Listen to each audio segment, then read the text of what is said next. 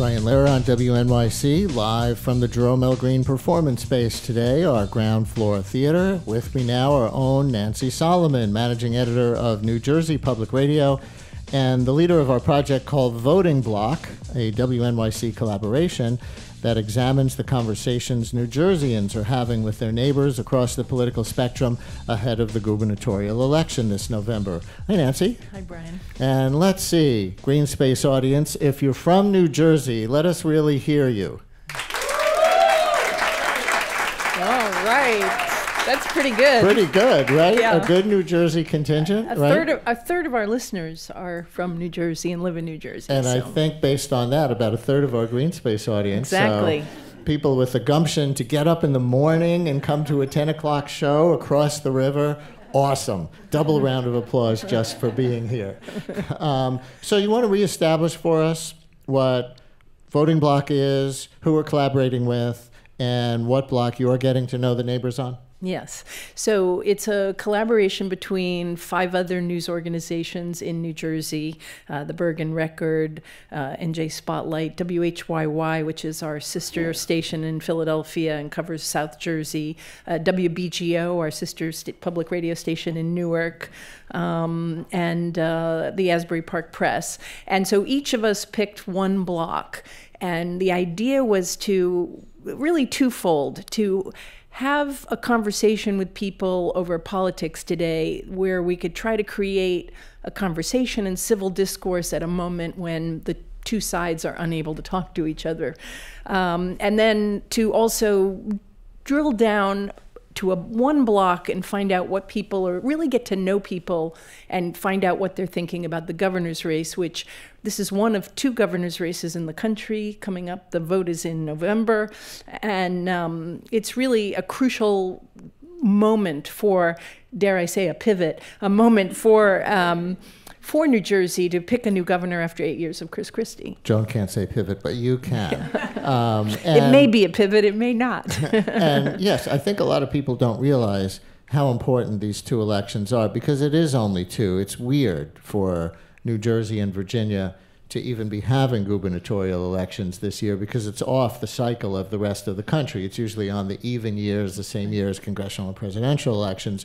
Only Virginia and New Jersey have a gubernatorial election this year. So it could be maybe more in Virginia than here.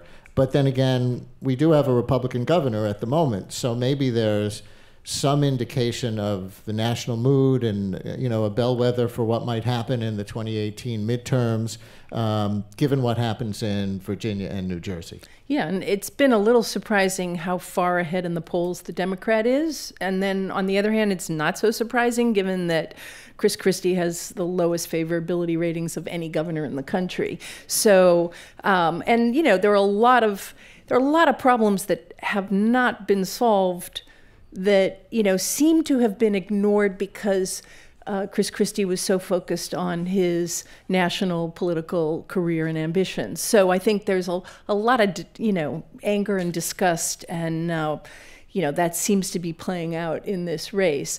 But it's super important because the New Jersey governor is an incredibly powerful governor as far as the structure of what that person is allowed to do and not do. The most powerful governorship in the country. And, if we're gonna get things solved, we need a governor who's really focused on our problems. Most powerful governor in the country by what measure? Line item veto, no other statewide political office that's elected, no attorney general that's elected. So line item veto means anything in the state budget, he can just cross it out. So, and this has come up in our talks with the folks on my block, that they do feel that this election is going to change things in their daily lives in a way that the fighting that's going on about Trump isn't necessarily affecting them so much. So tell us about the block that you're reporting on. Right. So the block starts in South Orange and ends in West Orange. It's mostly in West Orange. It starts with houses that were built in the early 1900s, sort of craftsman bungalows, big old shade trees. People are middle to upper middle class. And then the block had ended. It's a dead end, and at one time it had ended there. And then in the 1950s, 1960s, the whole second half of the block was built. It ends in a cul-de-sac, and it's more like your classic, when you think New Jersey, of ranch homes on a cul-de-sac. The cul-de-sac end of the block, it has is more working class, has more people of color, and the more affluent side of the block is more white, but also racially mixed. And you have a clip of a conversation, a 35-second clip between two neighbors from Hillside Terrace. Want to set this up for us? Yeah. So this is an argument happening between Arun Vartlamani and Deborah Goldstein, two neighbors, and what's interesting about it is, so every time we talk politics, we've gotten into these huge fights about Donald Trump.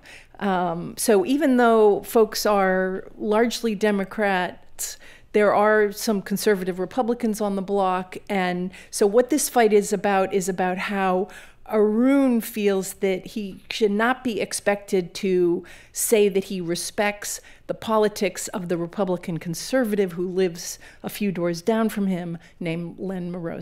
And Arun is the first voice. Do you think any one of us here can change anyone's view? No. But maybe I misunderstood. But it sounded like you were saying there's no need to be nice. Is what I heard. True. If you voted for Hitler, there is no reason for me to be nice to you. I understand. Come on. What you're There saying. is just no. I mean, I know we're taking extreme examples. Nobody here is calling anybody that. But if you stand for a position, if you are David Duke, and you stood for governor in Alabama or wherever you stood, and you voted for that guy, I have no respect for you. I understand. I'm sorry. It becomes much more difficult, I agree. No. Wow. So that little excerpt, which I didn't hear until just now, it's so troubling to me, and it's also so representative of sort of the meta conversation that's going on in America today, right? Because it's not just about, do you agree with this policy or not? It's, should I even respect your different point of view and have anything to do with you? Yeah, and exactly. And this went on for about 30 minutes.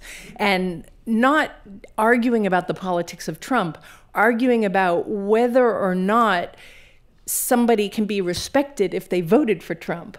And Len responded to Arun by saying, you have to at least respect me. This is what's going on across the country, and this is what's going on right here, and we can't have this level of hate in our politics. And I thought, Arun was making an interesting point, though, because, this is the kind of dismay that people are feeling, that Arun was very clear about the fact that he's not talking about the policies of Donald Trump.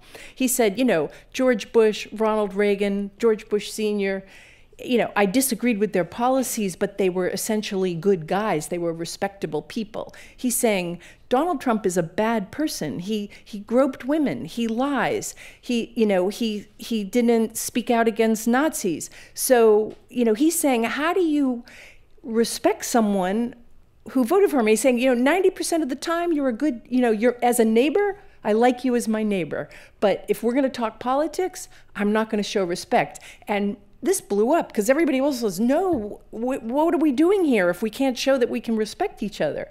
So and this came up when we were doing our national call-in called Indivisible in the first 100 days of the Trump administration, because we were trying to do two basic things on that show. We were trying to call it like it was and really, bust them if they needed to be busted on how they were breaking down important norms of democracy in the United States in the first 100 days. But we were also trying to get people out of their bubbles. And we were on in a lot of public radio stations in the South, and a lot of people who felt themselves to be very earnest, who voted for Trump, were invited to call in. And some of the blowback that we got was, wait, anybody who voted for Trump, kind of like you were just saying, they had to at least, whether they're racist and sexist and et cetera themselves, they had to at least be comfortable enough with Trump calling Mexicans rapists and drug dealers, Access Hollywood, et cetera, that these people just, I don't care what they think. Right. And we've gotten to this point every time we've gotten together. So, it's kind of an interesting project. It's, because each time we get together, then we put something on the air. So they're all listening to this. So, but also, two people from the Saltzman Institute of War and Peace Studies at Columbia University reached out to me after hearing some of the stories we've done and offered to come and mediate. So I brought them to this meeting, and at first everybody went around and said, wait a minute, we don't even understand why you think we need a mediator, because I feel like this has given me so much better understanding, and that we've enjoyed getting together as a block and we really respect each other. And so they were kind of reluctant to even do like the listening exercise that Jessica Bain, the fellow at the Saltzman Institute, wanted to do. But then Arun jumps in and says, no, all this good feely stuff, no, I don't respect anyone who votes for Trump. So then it all blew up again. It was a really fun evening. So, listeners, we might get to a couple of phone calls. If anybody has a story about your voting block, as the series is called, how have your relationships with your neighbors changed if you are living on a politically diverse block, or anything related to that? 212-433 WNYC for our New Jersey Public Radio Managing Editor Nancy Solomon and voting block reporter. 212-433-9692, or anyone in the green space who has a story to relate or a question that you want to ask Nancy. Raise your hand. We'll come around with a microphone here for the green space audience. And you have a couple of more clips. One of them, I guess, is just a 12-second clip that shows that Hillside Terrace, though it's a Democratic stronghold by and large, still has a few Republicans out there. And here's what one of them had to say. If you're a Democrat and you look at a Republican, well, you hate children, you want dirty water, you're a bad person, you're the enemy. That is the level, that's where we are today. That's Len Moreau, who flies an immaculately perfect big American flag out in front of his porch. He has really, held the banner for republicanism and conservatism at these block parties. A couple of the other Republicans on the block haven't been able to make it, so it's been really on Len. And I have just developed such an affection and respect for this man, because he sits there and he takes the abuse, and he gives it right back. And he more than anybody on that block and in that group, he wants to improve discourse and dialogue. He really feels passionate about this. The first time I met him, I knocked on his door, and the minute he heard what it was I was proposing, he loved the idea. And he doesn't miss a block party. So, so I think it's really interesting, and I think probably our most shining moment so far in terms of improving political discourse was when he explained some of the source of his real, I don't know if hatred is too strong of a word, but he really does hate the left. And he talked about the fact that he was a Marine, he fought in the Vietnam War, and he came back to face, veterans being, this is during the anti-war movement in the 60s, and veterans being spit on and yelled at. And that really is, and he came from an immigrant Democratic family, and he voted for George McGovern. And then he came back from the war and had these experiences, and they were so formative in terms of his politics today. And so when people on the block heard that, that was really an incredible moment, where we had somebody who was an anti-war protester who lives 4 doors down from Len say, you're right. We did not treat veterans well, and I understand where you're coming from. Let's take a phone call. We're going to go to Amy on line 6. Amy in New Providence, New Jersey. You're on WNYC. Hi, Amy. Hi, thank you for taking my call. Go ahead. So I just wanted to say, like, I was listening to what Arun said at that meeting, and I kind of agree with him, but I don't know if he said it exactly right, because my feeling is that the Trump supporters want to pretend to have civil discourse with us, but once they have a firm grip on power, what they would like to do to the minorities that they hate, which I'm one, is actually something much worse. They want to kick us out of the country or perhaps kill us all, depending on which supporter you speak with. And that was seen very clearly in the Charlottesville march, when they were chanting all sorts of horrible things. And anybody who votes for Trump is giving tacit support to those people. And even though they might pretend to civil discourse, it's a Trojan horse. Once they have power, they're not going to be civil. Of course, I could just imagine the Republican neighbor who we just heard saying, Amy, you're saying that conservatives want to kill minorities en masse. That's crazy. Well, I'm not saying conservatives do. I'm saying that many of the Trump supporters do. And they're very open about it. It's not crazy. I understand what you're saying. I think this is the dilemma of the politics that we face in this moment. And that's why I think it's so fascinating to get a group of people together who have already some relationship to each other. I mean, the bloc provides this amazing structure for that. I think it's, what Len would also say is, I don't hate people, and because I voted for Trump, I didn't vote for him because I hate people.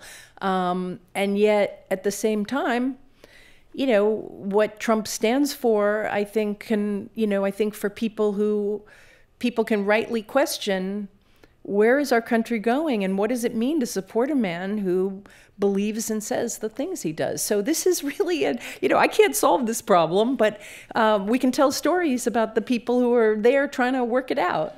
Let's take a call from Marie on line 5. Marie in Bushwick. You're on WNYC with Nancy Solomon. Hi. Hi, thanks for taking my call. Your prompt, I guess, what's your voting block, was resonated a lot for me because I have 6 siblings. We're all middle-aged now, very, very close. And I found out after the election from my sister that one of my brothers had voted for Trump. And it's been really difficult, and I haven't really known how to deal with him. I feel like if there was one thing I could count on, which was that we had this sort of foundational set of values, that I feel like he's betrayed. Did you have a good relationship with your brother before this? Absolutely. And so I miss him. I can't really talk to him, and I miss him. Why can't you talk to him? Oh God, because I don't understand. I actually texted him after I found out, and I said, "Is it really true?" And he said, "Yeah." He said, "Put it this way: I voted for the less of two bad candidates or something." And that created this whole, why do you hate Hillary thing, which is another huge issue for me because I feel like it's rooted in misogyny. And then I'm thinking, is my brother a misogynist? We had the same mother. I don't understand this. And did you have it out sort of on what the values are? You said you were shocked to find out that, you thought everybody in the family, all your sibs had the same values at least. Did you have it out on values? What value does this represent that's important to you, bro? No, that's what I'm saying, that in these months since the election, I've had one conversation with him about his children, which, we didn't talk about anything else, but I feel really bereft. I don't know what to do. Nancy, I want to say, when this DACA thing happened or the transgender thing, I want to say, this is the man you voted for, this man without compassion. If there's anything that we were raised with, it was fairness and compassion as bedrock values. Nancy, Who are you? Could you help Marie at all based on your voting block reporting? Or how about the person who's the professional mediator who came and joined the project? She focused on, asking, so what do you want to get out of these conversations? What would be a good outcome? And so, it's rough with a sister and brother. I could say for neighbors, I think people feel like a good outcome is that they can understand each other. They can't change each other's minds, but they can understand where they're coming from. And, you know, I think that, you know, we have had some really, we as a country, I mean to say, not on the block, have had some really interesting and deep conversations about where the anger among Trump voters is coming from, and, you know, the anger towards elites and the way, you know, East Coast and West Coast elites are perceived by the rest of the country, you know, just deep class divisions in this country. I think that could lead us to something positive, trying to understand that stuff. Maria, I know it's hard. There's so many people in your position. Harder than I would have imagined. Thank you for calling. Thank you. We have a question here in the Green Space audience. Who's that? Hi. Hi. It feels to me like we're bearing witness to a moment in the country that is very deep and very old. Have you found, as this emerges in your communities and in your neighborhoods, and for me personally in my family, that there are even small ways of finding common ground when you know that the person that is looking at you sees you as that antithesis or as that enemy? I can say a couple things about that. I mean, one interesting dynamic on this block is that it has so many gay people. It's just kind of extraordinary that way, both, you know, male couples and female couples, some with kids, some without kids. And, you know, so Len expressed, and I did interviews with folks on the block before we started meeting, and Len expressed how he feels like he can't, in what he called polite society, you know, say, and I'll just boil it down to that he's against gay marriage and basically not comfortable around the idea of, you know, gay people being considered just like everybody else. And then he said, and I said, but Len, you live on just about the gayest block in New Jersey. And he said, and he laughed, and he said, I know. And Deborah across the street, I mean, when she had her baby, I brought her a gift. You know, so, and everybody, I mean, they know that, and they're still functioning as a neighborhood and as neighbors. So, I guess, you know, there is sort of a disconnect sometimes between what people think is a policy versus, which actually hurts people like me, versus how they respect people individually. And, you know, over the years, that does seem to get better. But, you know, I don't know that we're quite solving it. But at any rate, so that's one side. And then the other thing is, at some point, it'd be great if we could talk about how the governor's race is playing out in these conversations, because in some ways that's where people have more in common on the block. And we only have a few minutes left in the segment, but sure enough, the one other clip that we're going to play, I see, is that Phil Murphy, the Democratic candidate for governor, stopped by one of your block parties. And here's a short clip of what one resident said to the candidate and his response. So when you work in finance, you believe in capitalism taking care of a lot of stuff. So when you say to make New Jersey fair again, why do you need political intervention when market forces can sort of deal with it? If you earn the minimum wage in the state of New Jersey and you're a two-income household and you've got 2 kids, you're below the poverty line. Right. So we invited Phil Murphy and Kim Guandano, the Republican candidate, to come for different nights, and Phil Murphy did come. Part of that might have to do with the fact that our host is the director of Citizen Action, one of the biggest grassroots political organizations in the state, biggest and oldest, and so she had a connection and could get him to come. And, you know, so that was an interesting exchange. That's Nirmati Shah. She's married to Arun, and she's a Democrat, but, you know, obviously believes in the market. And, you know, Murphy is a very progressive Democrat, despite, you know, there's a distrust of him because he made so much money on Wall Street, but he's actually proposing to tax people who earn a lot of money on Wall Street, and raise the minimum wage and fully fund schools in the way that they haven't been funded in the last 8 years. So there's a lot of optimism actually among Democrats on the block about him, and they really enjoyed meeting him. He's not the reincarnation of John Corzine?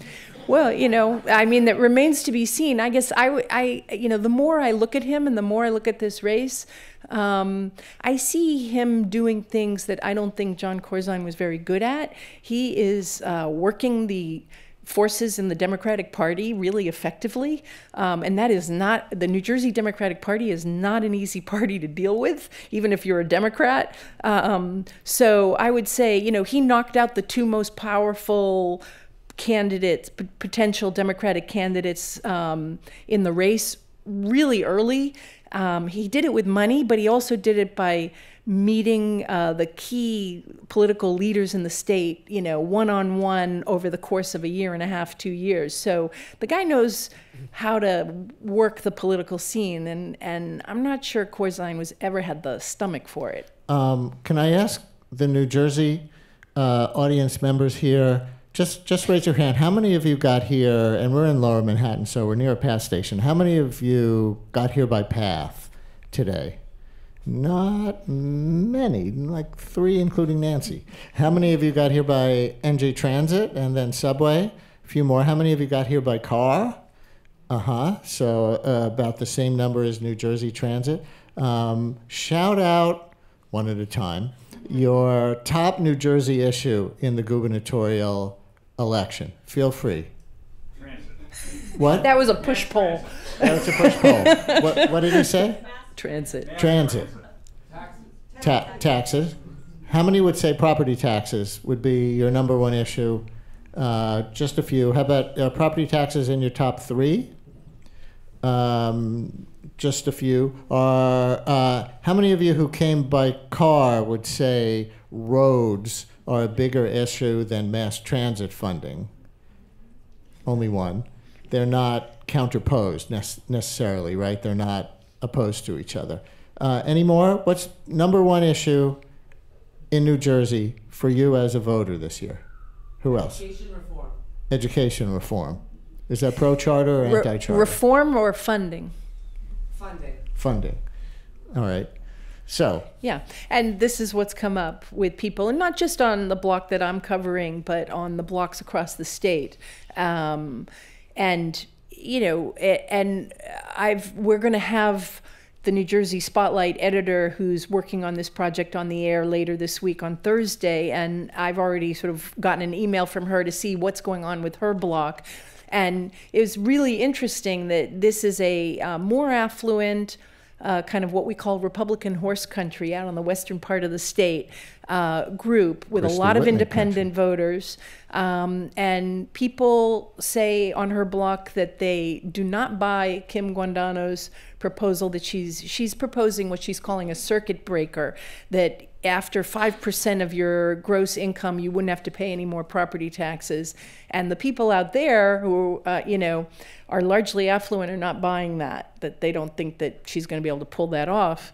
What Phil Murphy's offering is to restore a tax on millionaires, and to close what's called the carried interest loophole, which is basically hedge fund managers don't have to report a whole mess of income, and do a bunch of other things to raise $1.6 billion to fund schools in New Jersey. And do you have this on your own voting block site, or is the best place to hear the series WNYC.org? You can find it on our homepage, and you can also go to WNYC.org/voting block, I think. And then we have this other thing. Can I squeeze in one more thing? We have, we're taking your questions to ask the gubernatorial candidates. So we have a form you can fill out, and we're going to do our best to get those questions answered. And we also have a form you can fill out and a toolkit for hosting your own political potluck. So the form is at wnyc.org/ask-the-candidates, or you can go to our series page and find it there. And I think right now, at this moment, it's on the homepage. And we did just confirm that your series page is wnyc.org. Thank you, producers. Voting block, our producers on the spot. WNYC's New Jersey Public Radio Managing Editor, Nancy Solomon.